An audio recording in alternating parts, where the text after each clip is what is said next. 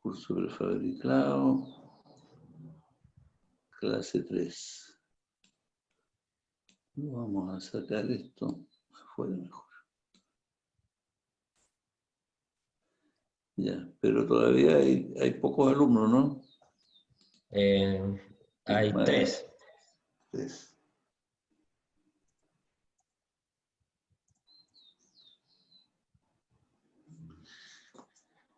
Esperemos unos minutos. Oye, los alumnos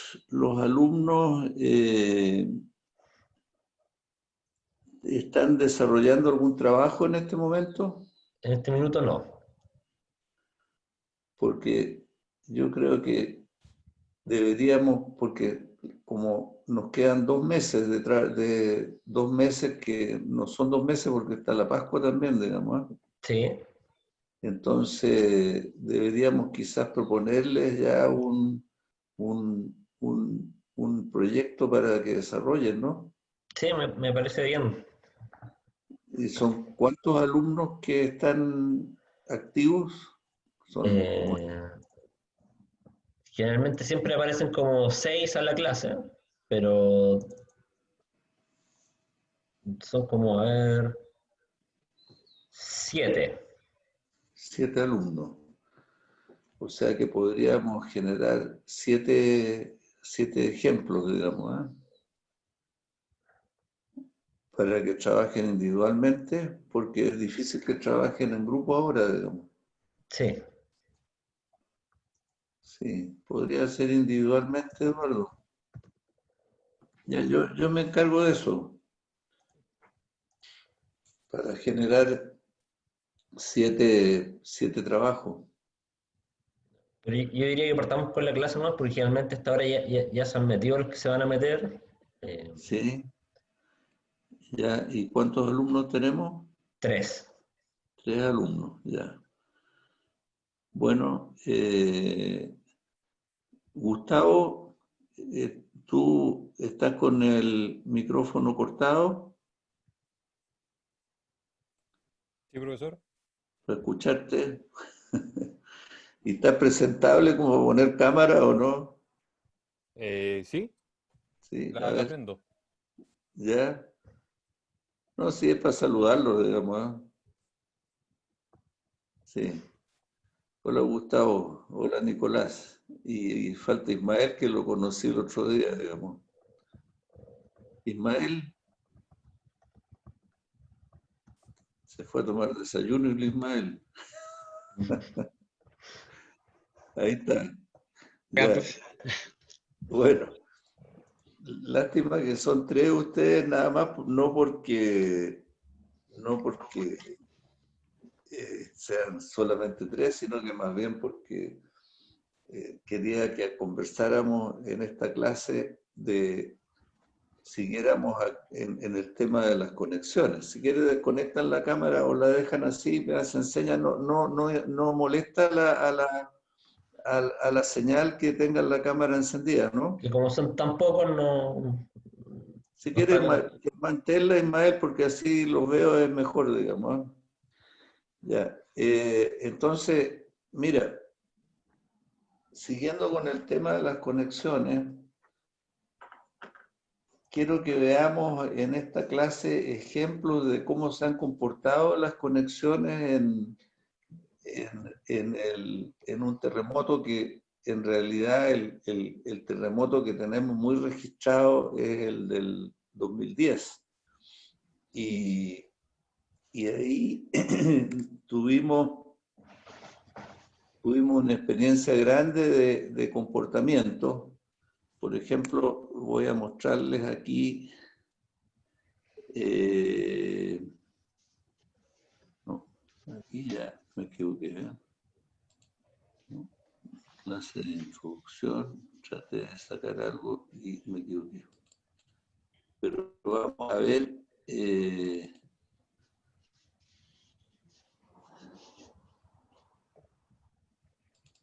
estos casos, estas fotografías que son pasarelas peatonales de la ruta 5 aquí en Santiago.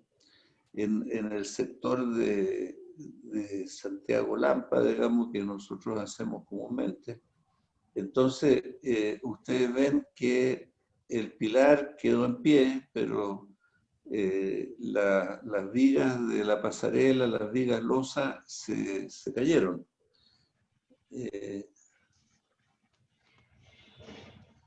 Vamos a ver, ahí está una foto de detalle.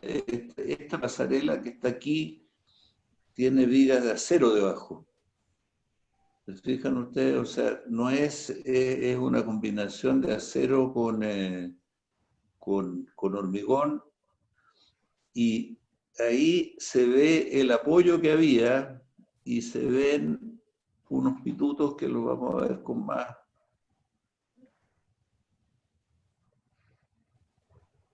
Ahí está. Este es un apoyo típico central en que los elementos estaban conectados con estas barras que salen del pilar y que penetran en un hueco de la losa que tiene una forma cónica, de manera de que cuando se llena esto se hace un cono que impide que salga, pero ustedes ven que salió y cayó, digamos. Entonces, aquí se ve que la barra incluso se dobló un poco. Ustedes se fijan que el movimiento o la deformación de la pieza para salirse del apoyo y caer es importante.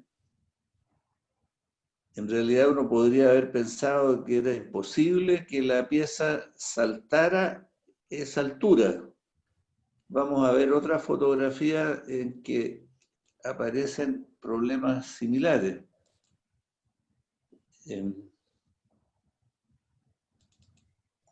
Profesor, una pregunta, entonces al final la viga salta sobre esos trozos de fierro.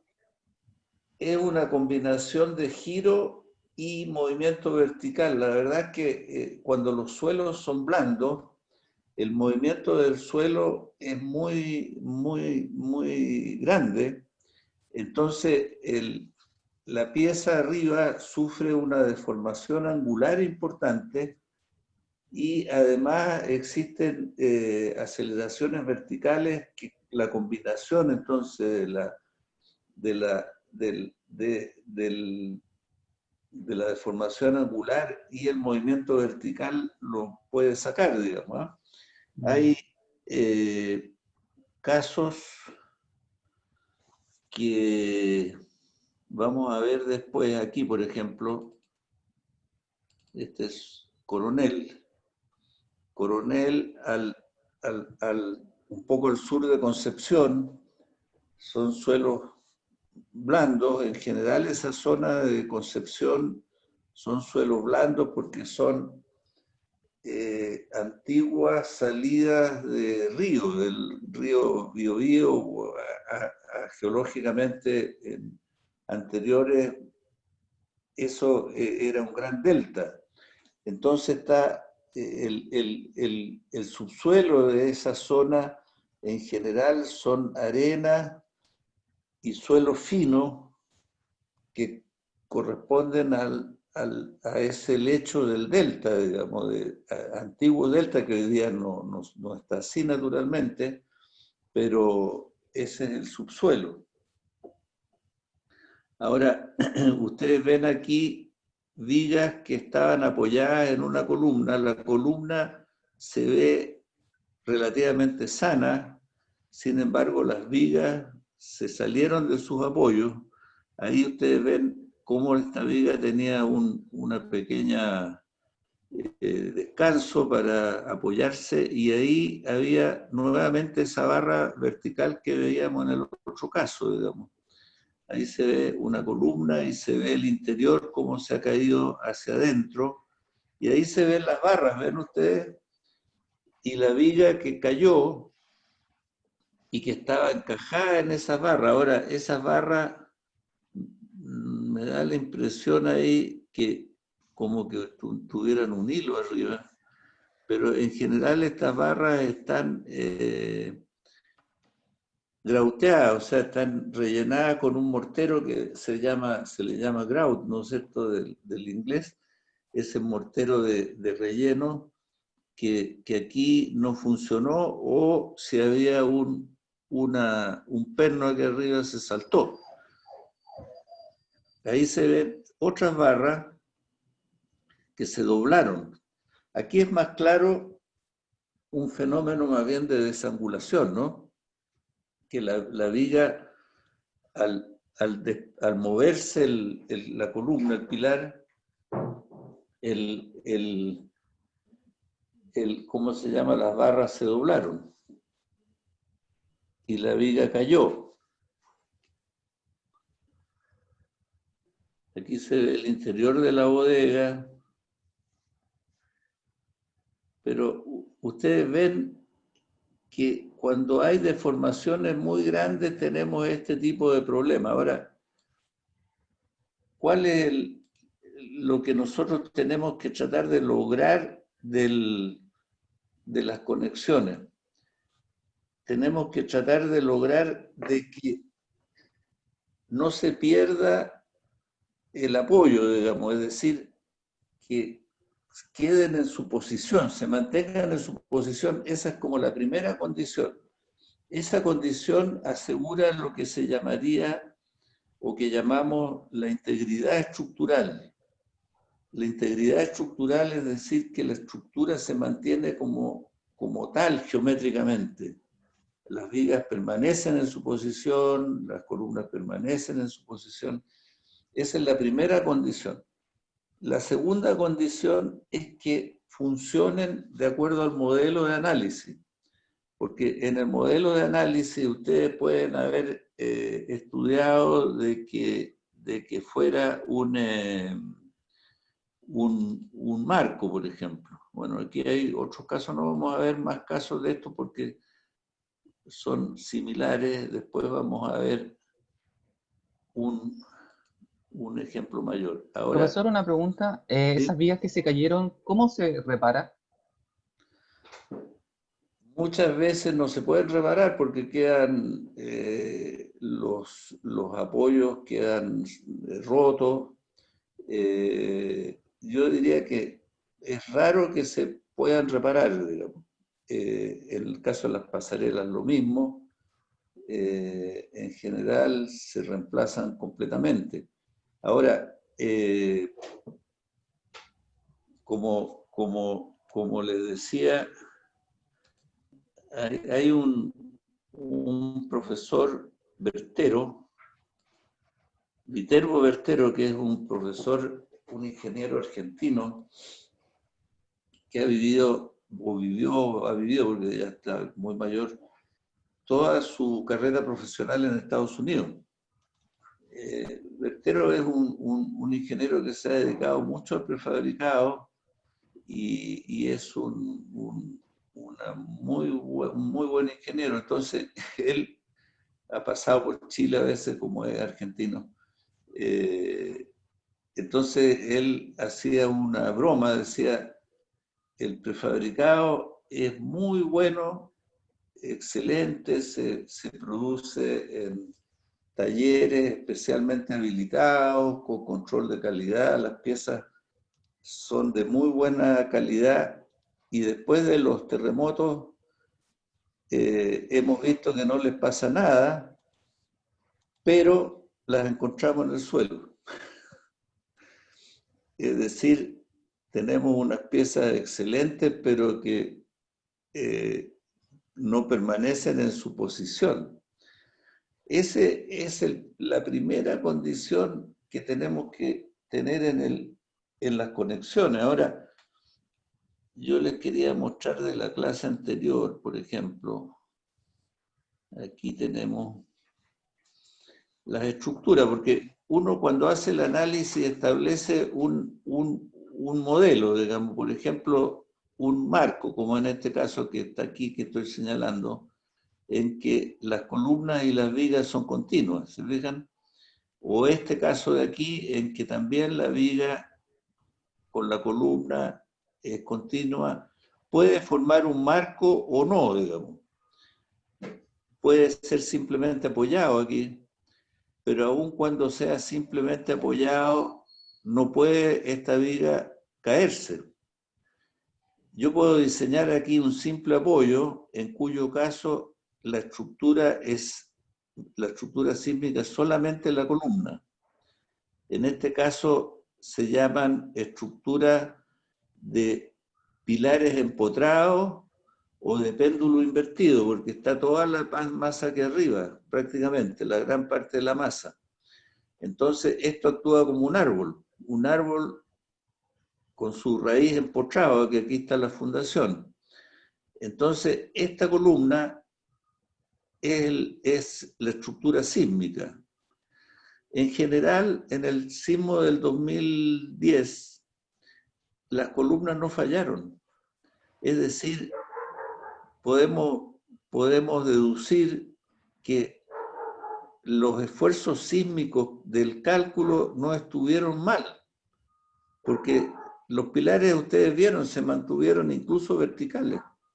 Incluso cuando se han inclinado es porque la viga los arrastró, no porque el pilar se deformó sísmicamente, sino que la viga lo arrastró. Entonces, no, aquí tenemos claro de que no es un problema de cálculo de fuerza, porque los pilares no tuvieron daño, sino que es un problema de que las conexiones no fueron capaces de seguir las deformaciones. No fueron capaces de seguir la deformación, como la columna se inclinó tanto, la viga no fue capaz de seguirla. Imagínense que la columna se inclina así. Entonces la viga lo trata de seguir, se produce esa desangulación que finalmente hace que la viga caiga. Bueno,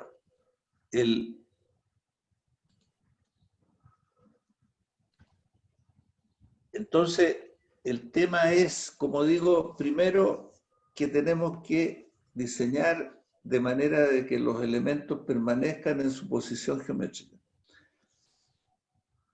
Es decir, que se mantenga la integridad de la estructura. Y segundo, tenemos que diseñar las conexiones de manera de que durante el periodo o la etapa de solicitaciones del análisis, las conexiones cumplan con la condición establecida en el análisis, es decir, si es una continuidad, es decir, la viga es continua con el pilar y la viga que sigue, o sea, se forma un nudo continuo ahí, ese nudo debe permanecer continuo. O si es una simple apoyo, bueno, podría continuar, que continúe siendo un simple apoyo, una rótula, por ejemplo, pero no debe caer la viga. O sea, debemos tratar de mantener la condición del análisis. Ahora, vamos a ver una presentación que yo hice después del terremoto, o sea, cuando se estaba en el año 2016, que se estaba discutiendo cómo se podía modificar la norma 2369 en base a la experiencia que habíamos tenido con el sismo, y entonces se discutió cómo se habían comportado las estructuras y qué aprendimos con este sismo. Ahora, hay que tener presente una cosa, de que todas las fallas que yo les estoy mostrando se produjeron todas en suelos blandos. No hubo fallas en general, hubo un buen comportamiento en los suelos duros. Por ejemplo, en Santiago encontramos fallas de este tipo en la zona norponiente, es decir, Huechuraba, Lampa, Quilicura. Esa zona de Santiago, que es al otro lado del San Cristóbal, geológicamente, antiguamente era una gran laguna, porque está rodeada de cerros. Entonces, el suelo son depósitos sedimentarios de fondo de esa laguna, son suelos finos, blandos, que tienen espesores bastante grandes. Entonces, ese suelo se mueve con el sismo, es como si ustedes construyeran y el suelo fuera como un gran recipiente con jalea, con gelatina dentro, con esas gelatinas de postre que se preparan, ¿no? Si ustedes remecen una fuente de esas, se va a mover la gelatina. Lo mismo pasa con los suelos blandos. La roca base, que es la roca que está bajo todos estos rellenos superficiales, la roca base se mueve bruscamente y transmitiendo las vibraciones del sismo. Pero cuando se encuentran estos rellenos blandos es como les digo, como un recipiente de gelatina que se mueve, la roca base sería como nuestras manos, y el suelo blando se mueve con un periodo que tiende a ser un periodo más o menos determinado, porque se comporta como un sólido, como una estructura, digamos, una estructura flexible que, por ejemplo, en el caso de los suelos de Coronel, ese suelo llega a tener periodos cercanos a entre 0,6 y 0,7 segundos, cercanos a un segundo casi. Lo mismo pasa con los suelos del sector de Lampa, Quilicura. Tenemos periodos del suelo del orden de 0,6, 0,7 segundos. Y estas estructuras industriales tienen periodos cercanos a eso. Entonces se produce una cierta, ¿cómo se llama? Sincronización. ¿Ah? ¿Resonancia?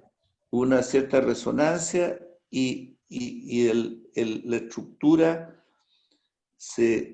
tiene deformaciones que, si uno compara esa misma estructura en el suelo de Santiago, por ejemplo, si uno se traslada a las zonas industriales que quedan dentro del anillo de Américo Vespucio, que ya son gravas, la misma estructura, si ponemos una misma estructura en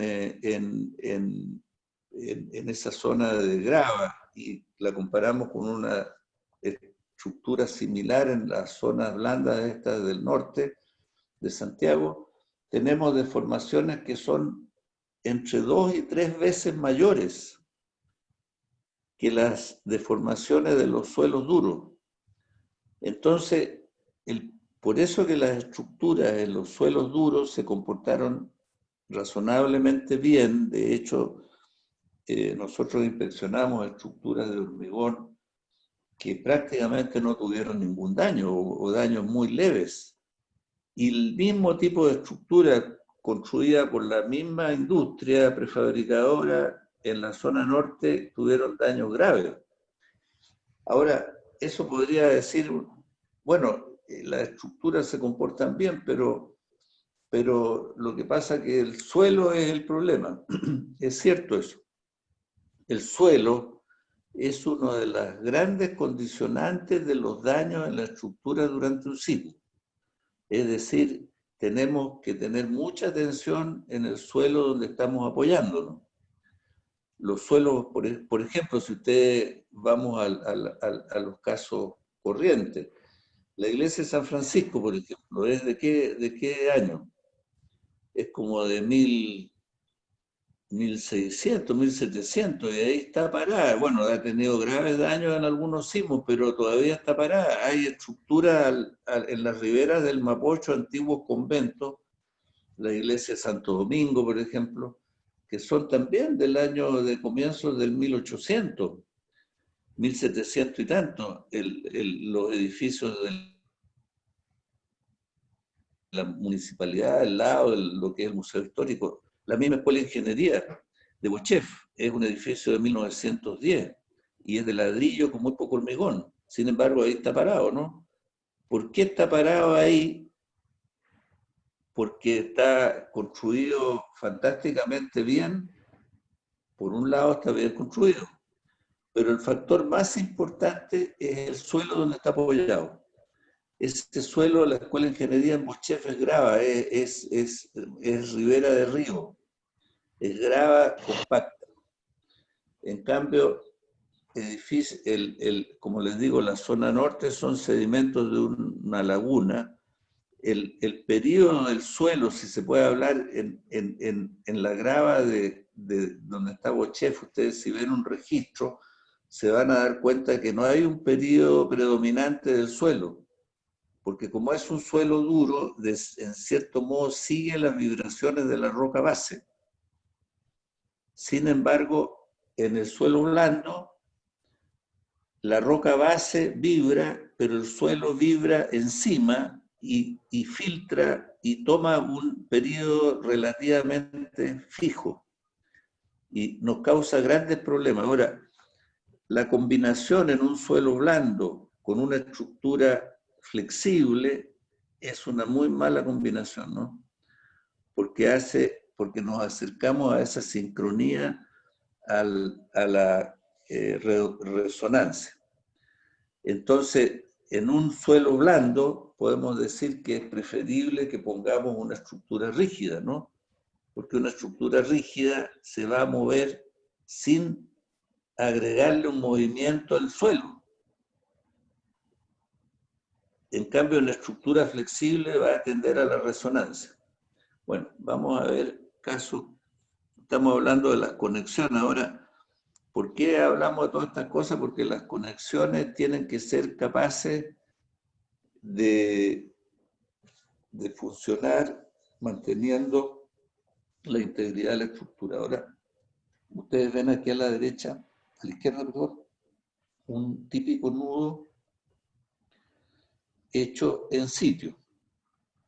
Estos nudos hormigonados en sitio son los que mejor han funcionado y por eso que en Chile los ingenieros hemos preferido siempre que se pueda esta solución. Sin embargo, esta solución de hormigón en sitio, que se han comportado bien, también ha tenido falla en este caso, por ejemplo, que se ve a la derecha, es una conexión que pretendió ser hormigonada en sitio, pero que las barras superiores, las barras que entraban al nudo, no tenían el anclaje suficiente, eran barras rectas que al venir el movimiento, la desangulación que hablábamos, que se produce entre la columna y el pilar, la barra se arrancó, se salió, porque estas barras eran rectas como de 40 o 50 centímetros para no pasar al otro lado y no doblarla. Ahora, ¿cómo puede ser de que uno coloque una barra aquí que pudo haber sido de 25, o sea, una barra bastante gruesa, y de 30 o 40 centímetros de anclaje? Que ustedes saben que una barra para ser anclada aproximadamente entre 40 y 50 diámetros, o sea, una barra del 25 debería haber entrado 1 metro y en lo posible tener un doblez al final. Y sin embargo esta barra tenía 40 o 50 centímetros y se cayó.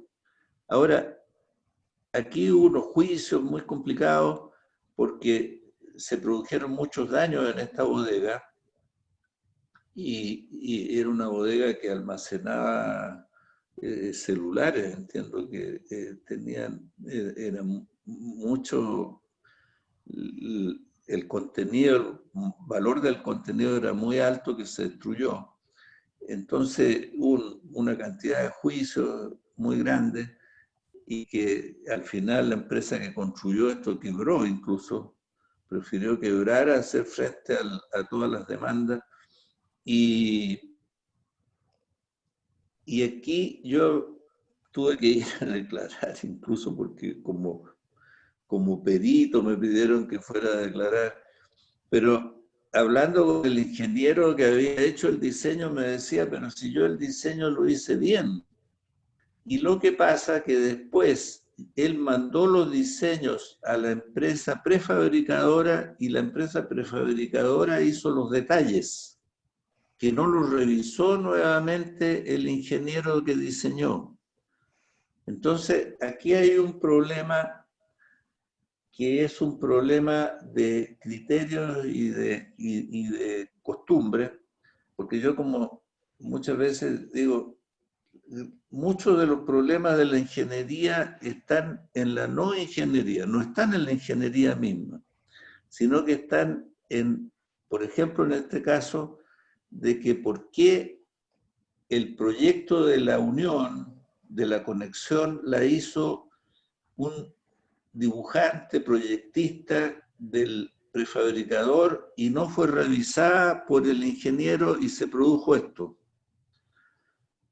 Eso está, ese es el problema, ¿no es cierto? O sea, nunca debió haberse dejado o nunca debió haber ocurrido que el ingeniero que hacía el diseño perdió el control del proyecto, porque el proyecto lo continuó un dibujante que no lo hizo con mala intención, pero con su criterio totalmente constructivo, tratando de que las barras no sobresalieran demasiado, de manera que cupieran dentro del núcleo lo dejó de un largo muy pequeño que fallaron. Entonces, el problema aquí está en que el ingeniero diseñador, en la nomenclatura norteamericana le llaman el profesional responsable del proyecto, no debe dejar de ver todos los detalles que influyen en el diseño, porque en el prefabricado, bueno, como en toda la estructura, pero en la estructura del sitio estamos más acostumbrados a que se debe haber continuidad, debe haber anclaje. Entonces, hay una preocupación o hay una cultura para evitar estas cosas que en el prefabricado a veces no son tan claras. Entonces, la conclusión es que el ingeniero diseñador del proyecto no debe visar todas las etapas del proyecto e incluso de la construcción, porque ustedes como ingenieros van a proyectar, pero la estructura finalmente se va a comportar como se construye, no como están los planos. Porque si la estructura no se hace de acuerdo a lo que está en los planos y de acuerdo a las instrucciones, la especificación, entonces la estructura no es la que se diseñó. Y uno de los grandes problemas yo diría, casi la mitad de los daños que se observaron en el terremoto del 2010 se debe a que el análisis no corresponde con la realidad del funcionamiento de la estructura, que es un tema, como yo le decía antes, que es de la no ingeniería, ¿no? Porque alguien podría decir, ¿y eso no, qué tiene que ver con la ingeniería? ¿No es cierto? De que las estructuras no se construyen como la analizan los ingenieros, con todo cuidado, con computadores, con programas y todos preocupados. Y después en la obra no se hace lo que se pensó. Bueno, esta es otra estructura que también tiene que ver con lo mismo, porque esta es una estructura, bueno, es la misma estructura anterior que es una nave industrial, la misma bodega que tenía paredes en todo el contorno. Estas paredes perimetrales eran paneles. Pero en el diseño, en el análisis, no se consideró de que los paneles estos rigidizaban la estructura. Entonces, cuando el sismo viene hacia acá, estas paredes compuestas de paneles frenaban a la estructura que se deformaba de esta manera, y eso es lo que produjo además la falla que vimos antes. Es decir, no es coherente el análisis con la realidad. Entonces las vigas son las mismas vigas que ya vimos. Ahora, aquí estamos viendo otro tipo de conexión. de otra estructura en el mismo sector. Esta era una bodega que estaba ahí cerca o inmediata a la ciudad empresarial, o sea, el mismo sector que estamos hablando de suelo blanco. Sin embargo, aquí ustedes ven que la conexión, se hizo una conexión en sitio, que se ve ahí por el color, se fijan ustedes, aquí hubo una consola en la columna que permitió poner más hormigón, y este nudo tuvo fisuras aquí en la viga, pero tuvo un comportamiento muy, funcionó bien, digamos. Esto se puede reparar naturalmente, se pueden inyectar las grietas y esta estructura sigue funcionando. Pero ustedes ven que una conexión que llamamos húmeda, o sea, de hormigón en sitio, funciona bastante bien, aun cuando esté mal construida. Estas son conexiones discontinuas de simple apoyo articulada que ya vimos que por el efecto geométrico tuvieron todos esos problemas. Porque se producen estos efectos de palanca, digamos, cuando se deforma la columna,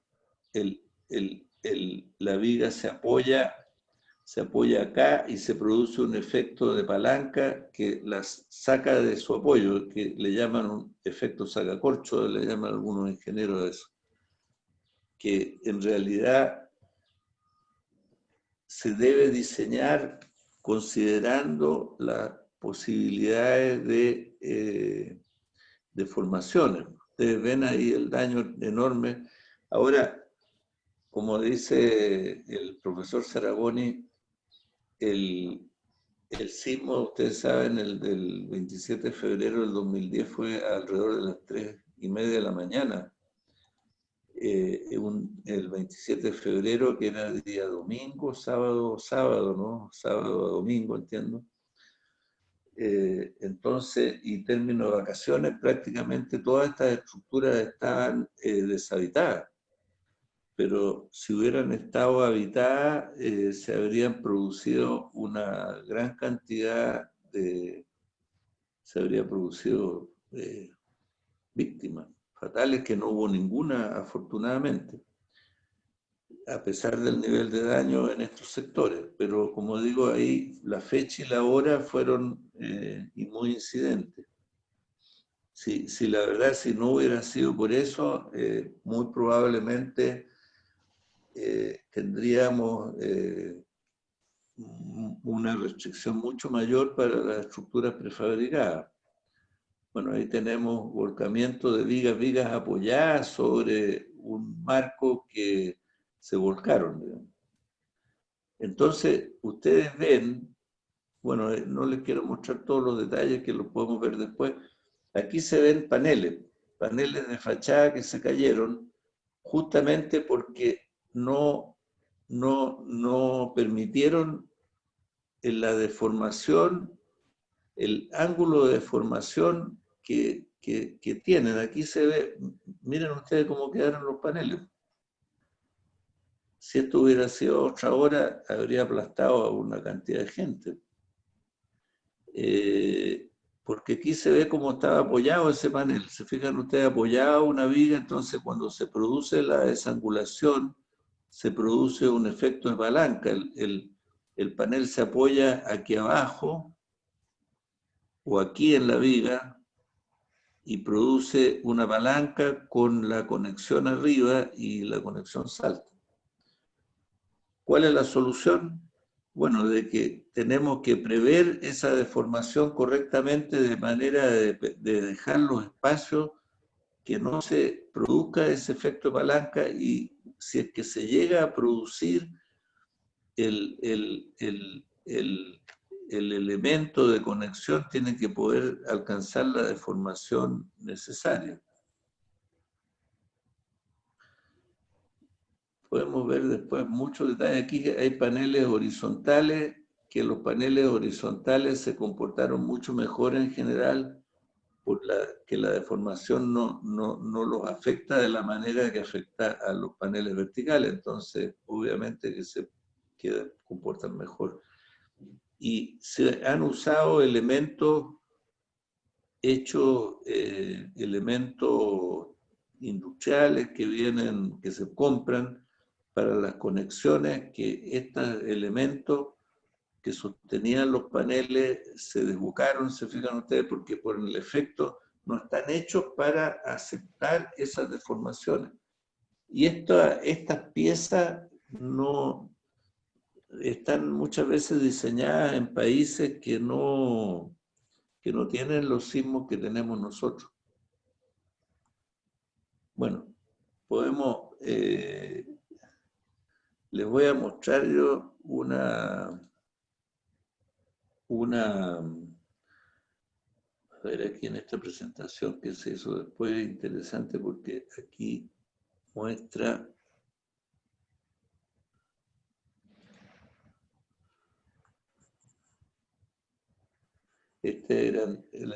lo que se discutió después en un comité que se formó para ver las modificaciones a la 2369 que se están discutiendo ahora en el INN. Eduardo está asistiendo y todavía no se llega a esto, ha sido un proceso largo. Bueno, entonces nosotros tenemos dos tipos de conexiones. Las conexiones que llamamos conexiones continuas, que son las que... perdón. Hay dos tipos de conexiones. Para las conexiones continuas, las conexiones que como marcos, digamos, como veíamos, que son conexiones que establecen una continuidad de deformación entre los elementos que se conectan. Es decir, por ejemplo, en una cabeza, como veíamos, de columna con viga, que es un nudo rígido, cuando se deforma la columna, se deforma en el mismo ángulo, los dos están ligados a columna y viga, son continuas por eso.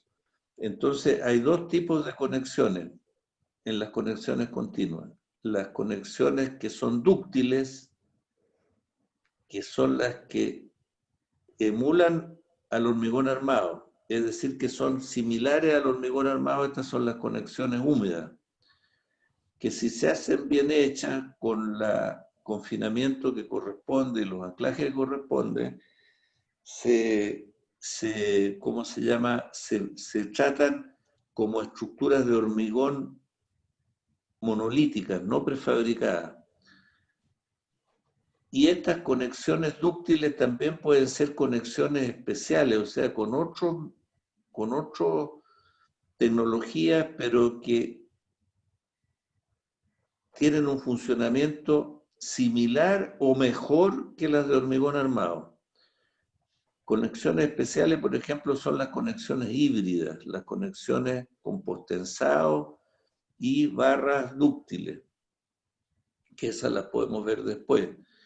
O conexiones con los conectores mecánicos que vieron con Eduardo en la clase anterior, respaldada por ensayos de laboratorio que demuestren que funcionan similar o mejor que las de hormigón armado.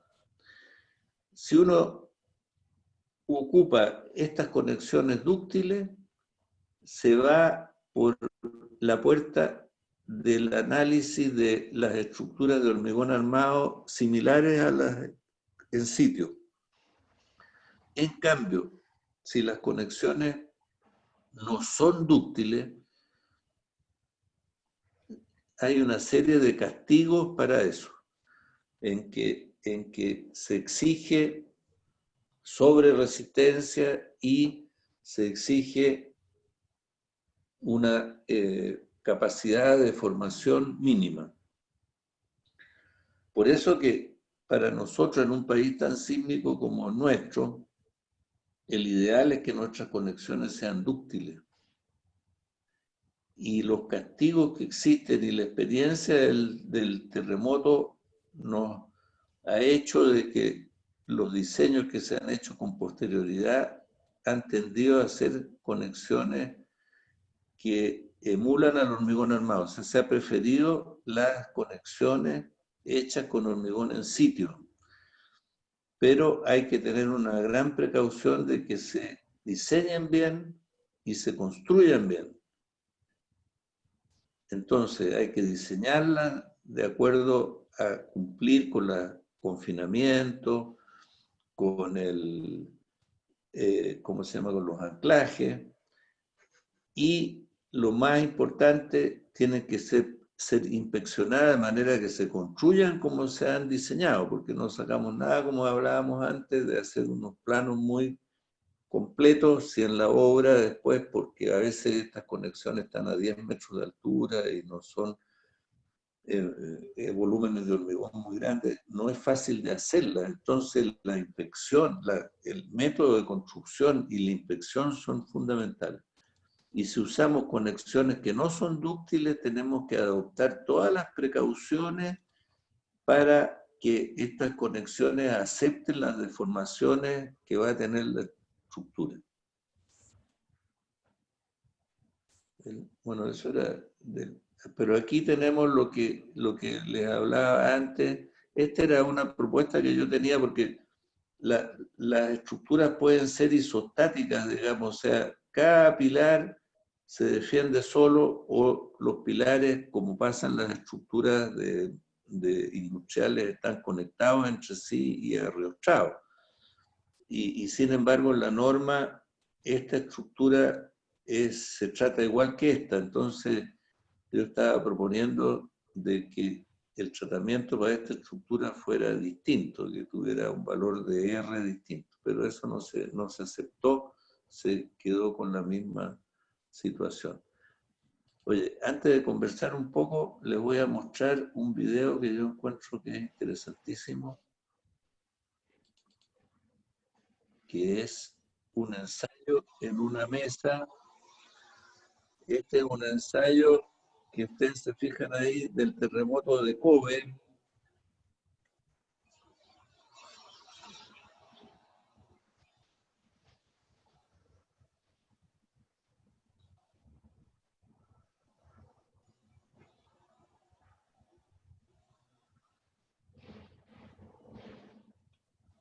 Este ensayo, aquí ahí está hecho sobre una mesa que vibra. No es un ensayo de fuerza, sino que es un ensayo de un edificio a escala, pero una escala grande, en que la mesa se mueve con el registro del terremoto de Kobe. Una mesa de este tamaño, yo creo que esta es la única que existe en el mundo, porque en Estados Unidos hay unas mesas, pero chicas. Yo la que vi en Berkeley tenía como 6 por 6 metros. Esta es una mesa que debe tener 15 por 15 metros. Eso es interesante. Ustedes se fijan aquí cómo se apoya la columna aquí y se rompe inmediatamente. Ahora, lo único positivo de eso es que el confinamiento, ustedes ven la cantidad de estribos, impidió que el hormigón que la columna cayera, digamos.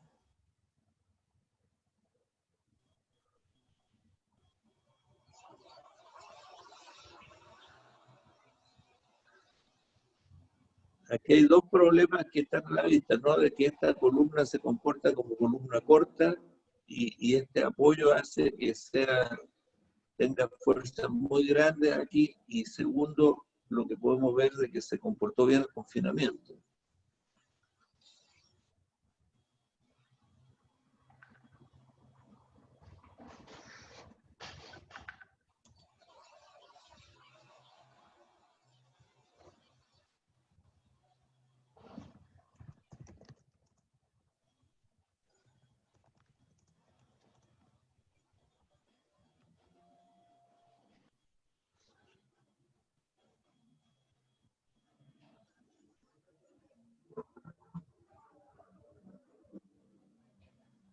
Abajo se ve el tiempo, ¿eh?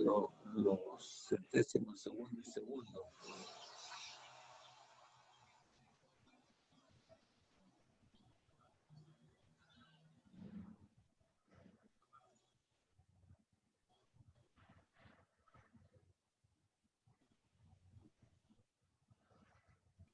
Esa columna que estaba libre no se dañó.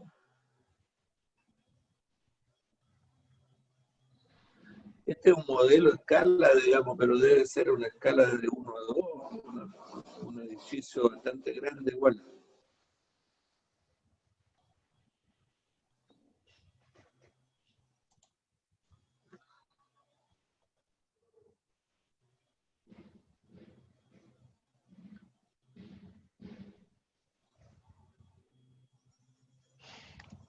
Ese es un muro.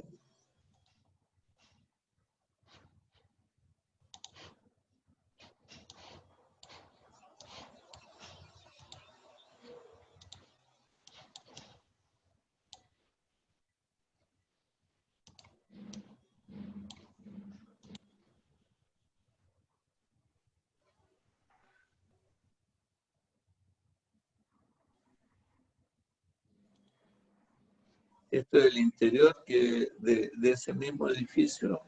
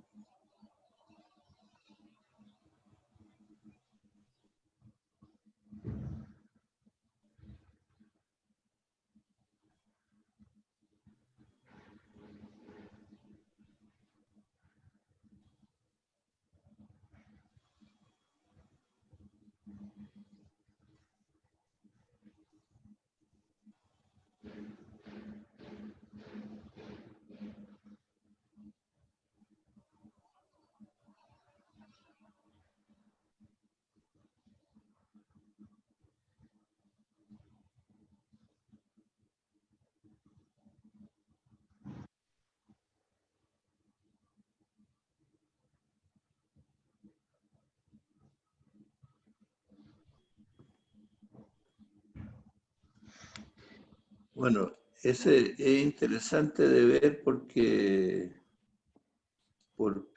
muestra cómo son los sismos, digamos, y ese laboratorio, como le digo, de Japón, es, yo creo que es único en el mundo, que en Berkeley yo creo que debo tener, tengo fotografía de una mesa mucho más pequeña.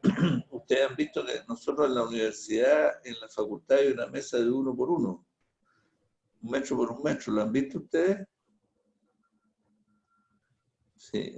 Esta es una mesa que debe tener 15 por 15 metros y la capacidad de movimiento que tiene de energía muy grande para poder transmitir ese movimiento al edificio arriba, digamos. Son laboratorios muy costosos, digamos, pero nos muestran cómo es el movimiento, digamos, lo brusco que es el movimiento. Ahora, si ustedes pudieron ver el movimiento en ese terremoto de Kobe, la parte fuerte era entre 20 y 30 segundos, y casi entre 20 y 25 segundos, o sea, la parte fuerte era como de 5 segundos o 10 segundos. La parte fuerte de los sismos nuestros últimos ha sido como de 40 segundos, son mucho más largos, pero son de características distintas. Los terremotos americanos, por ejemplo, del oeste de Estados Unidos, son terremotos también de corta duración, son de otro tipo de generación de movimiento de placas por corte, digamos, Entonces son sismos que también duran de 7, 10 segundos, digamos, y son muy bruscos y muy destructivos. Ahora, el profesor Saragoni ha hecho estudios interesantes en eso porque se fijó él de que había una diferencia grande en los cruces por cero entre los terremotos nuestros, de estos terremotos de subducción de la costa nuestra, y de Perú y de Ecuador, digamos, toda la costa sudamericana, que son terremotos de subducción, que la placa oceánica entra debajo de la placa continental y la levanta, ¿no? Hasta la cordillera de los Andes es consecuencia de esa elevación por la penetración de la placa oceánica. En cambio, en el oeste de Estados Unidos, las placas se corren, es un movimiento de corte entre la placa del océano y la placa interior. Entonces, la característica del movimiento es muy distinta. Nosotros tenemos movimientos más rápidos, como el profesor Saragoni observó. Nosotros tenemos cruces por cero que son entre un décimo de segundo e incluso un poco menos, hasta un 20avo de segundo, un décimo de segundo. En cambio, los terremotos americanos son por decirlo así, los cruces por cero son más distantes. ¿Qué es lo que significa eso? Que el movimiento en una dirección dura más tiempo y la estructura alcanza una energía cinética mayor, digamos. El problema de la estructura, ¿por qué se produce el daño? Porque el suelo se mueve en un sentido, la masa queda atrás, ¿no es cierto? Y en la medida que pasa más tiempo en que el sismo va en una sola dirección, la masa se aleja más. Y cuando vuelve, entonces ha tomado una velocidad mayor. Y esa velocidad es la que produce el daño, o sea, la energía cinética al cambiar de dirección el sismo. El movimiento sísmico es de gran complejidad y nosotros, como yo le he explicado, el análisis se hace como un análisis pseudoestático, se hace como un análisis estático equivalente, pero que no tiene nada que ver con lo que vimos en el video, ¿no?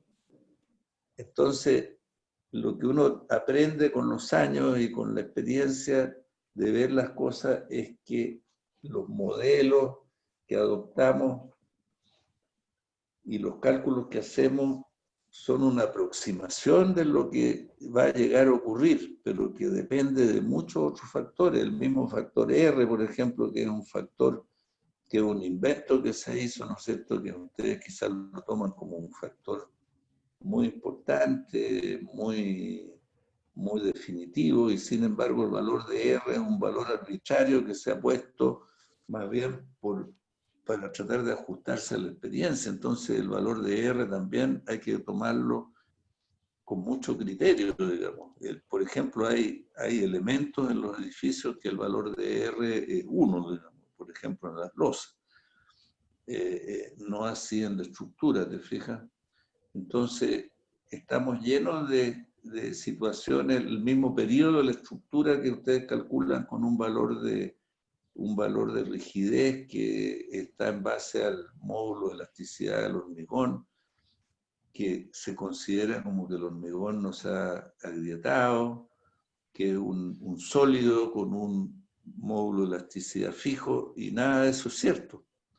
El módulo de elasticidad no lo conocemos con certeza, la rigidez disminuye con el agrietamiento.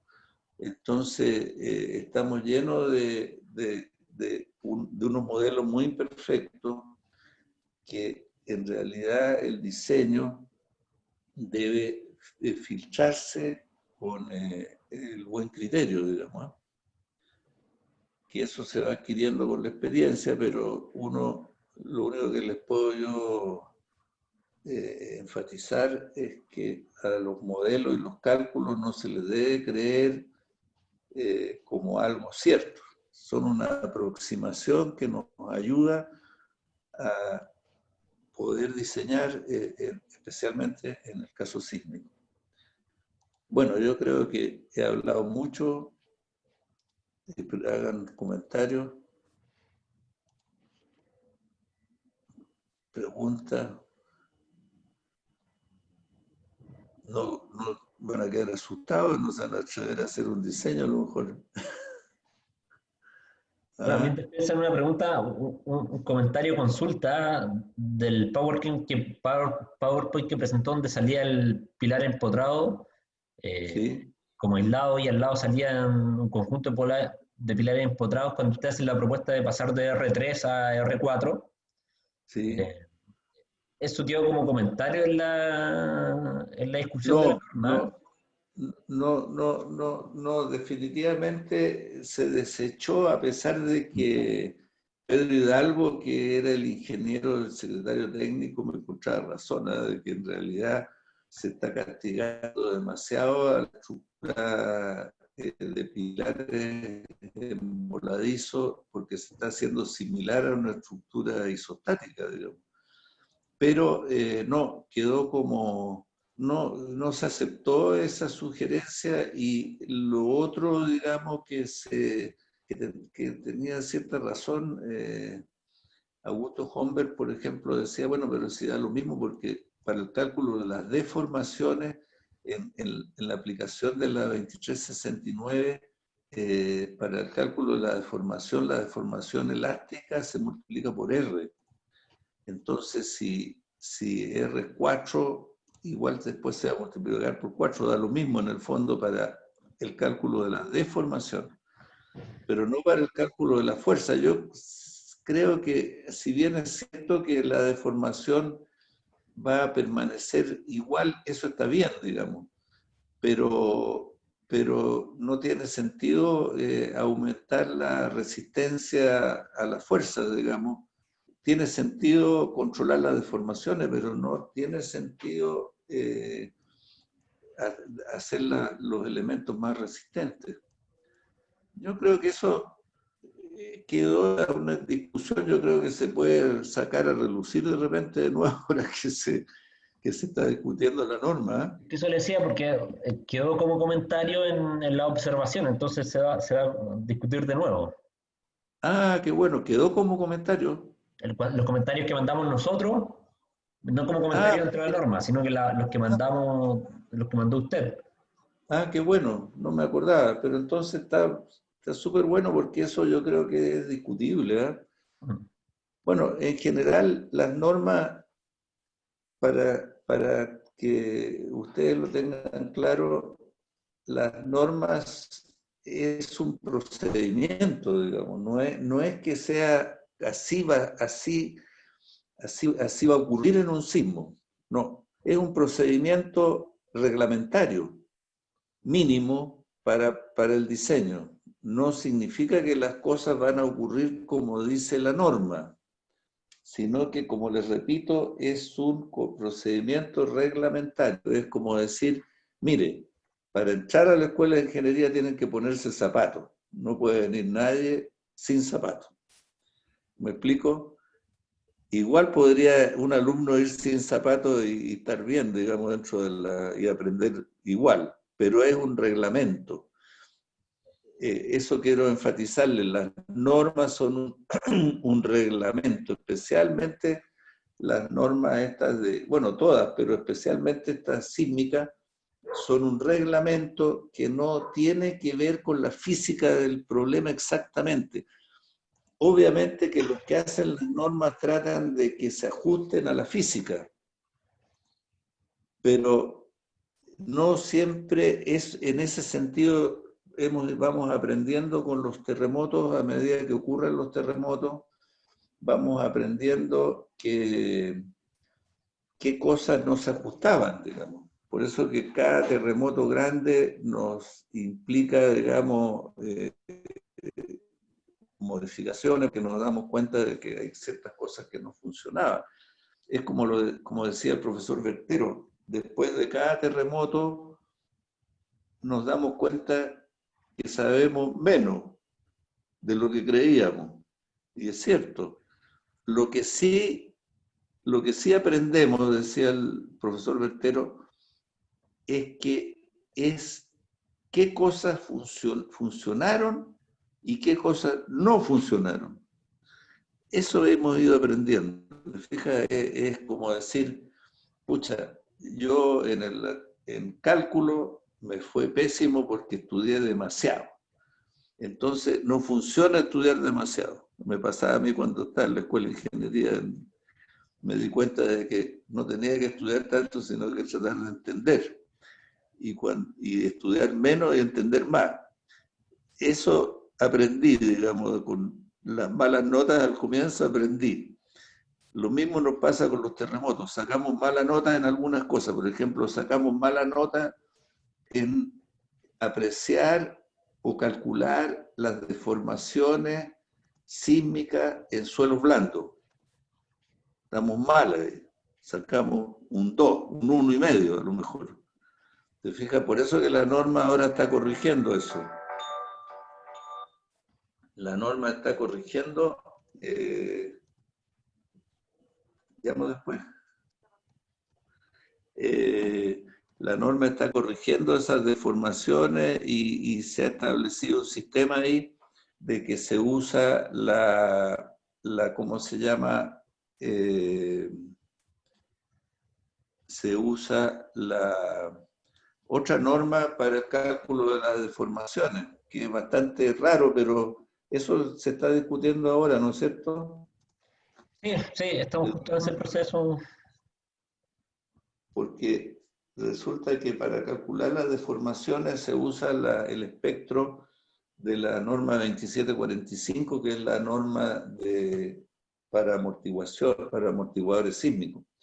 Porque esa norma está calibrada para deformaciones, no así la norma de fuerza, el espectro de fuerza, que es el que se usa en la 2369, que para peor no es el mismo que se usa en la 433, digamos. O sea, tenemos ahí algo que resolver, ¿no es cierto, Eduardo?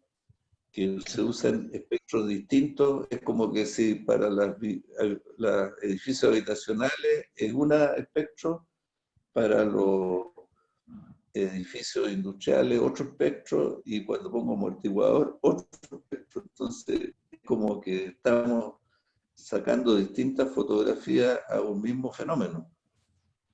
Eso es algo complicado, pero eso es algo que se está estudiando ahora, ¿no? Y se va a discutir. Precisamente, como dice don David, se está estudiando, vamos a llegar a algún acuerdo y probablemente lo terminemos calibrando con el próximo terremoto grande. Bueno, pero ustedes se dan cuenta que eso es interesante, que saber o darse cuenta de que si uno avanza un poquito en las preguntas y en lo que uno no entiende bien, rápidamente te acerca a la frontera del conocimiento. Por ejemplo, en este caso que estamos hablando, usted quizás les parece raro o no lo habrían visto, no lo sé, pero caminamos un poco con las dudas y con lo que estamos hablando y nos acercamos a la frontera del conocimiento, y por eso que se hace tanta investigación. Hay mucha gente investigando, hay gente haciendo ensayos. Cuando hay terremotos grandes, la gente que investiga se moviliza y va a visitar los lugares para ver qué es lo que funciona, qué es lo que no funcionó. Pero resumiendo, el suelo es esencial para el movimiento de la estructura, donde nos apoyamos. Y por ese motivo, en el futuro, el ideal sería que hubiera una descripción del riesgo o del peligro sísmico más bien por zonas pequeñas, no por grandes zonas como es hoy día, digamos, la región metropolitana, zona 2, pero sin embargo, como estábamos hablando, el centro de Santiago es distinto al sector de de Quilicura-Lampa. No tiene nada que ver y sin embargo está en la misma zona.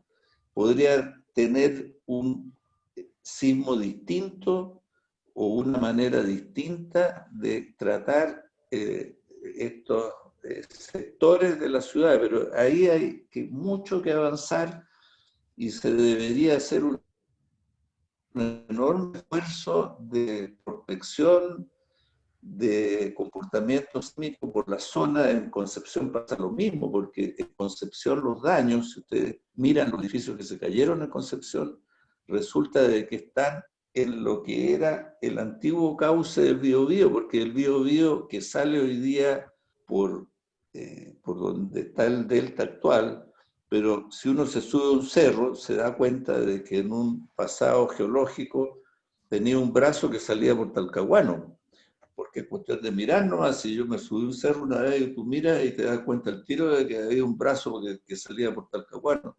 Y ese brazo, ese cauce que sigue, que sale por Talcahuano, es la zona donde se produjeron los daños. Entonces, bueno, entiendo que eso se ha identificado ahora después del sismo del 2010, porque ahí se cayó un edificio, no sé. Se ha identificado esa zona y que tiene un tratamiento especial. Pero, como les digo, hay mucho, mucho que avanzar. Y lo interesante de esto es que tenemos, para el que le guste avanzar en los conocimientos, tenemos, como les digo, caminamos un poco y llegamos a la frontera del conocimiento. Uno podría decir, está muy lejos, sabemos muchas cosas nosotros, somos casi sabios. Pero caminamos un poco y nos damos cuenta de que no somos sabios, estamos más cerca del mono que del ángel, ¿eh? ¿No es cierto? Entonces es bueno saber eso porque significa que si uno tiene interés puede avanzar mucho. ¿Algún comentario? Bueno, el otro tema, antes que se me olvide, aparte del suelo, el otro tema que sigue es que la construcción tiene que ser de acuerdo al proyecto. Y ahí están las revisiones tanto del proyecto como la inspección de obra. Entonces tenemos factores de diseño que son esenciales: el suelo, las revisiones de proyecto y las inspecciones de obra para que las cosas se hagan como están en los análisis. Ya, jóvenes, ¿alguna pregunta? ¿Comentario final? Pero tienen que sentirse afortunados de que si quieren investigar, hay harto por investigar, ¿eh? El ideal sería que las cosas fueran más claras, ¿no? Y uno tuviera un recetario que pudiera aplicar, pero también sería menos, ¿cómo se llama? No tendríamos el desafío de seguir aprendiendo, que eso es interesante. Ya, entonces yo creo que esta clase trataba de ser más conceptual, pero vamos a tratar de ir aterrizando a cómo se hacen los cálculos. Le vamos a proponer algunos diseños simples para que hagamos en los 2 meses que faltan. Muy bien, muchas gracias. Chao, profe. Chao, Chao, Chao, alumnos. chao. También, chao, chao. quedémonos, don David, conversando nosotros un poco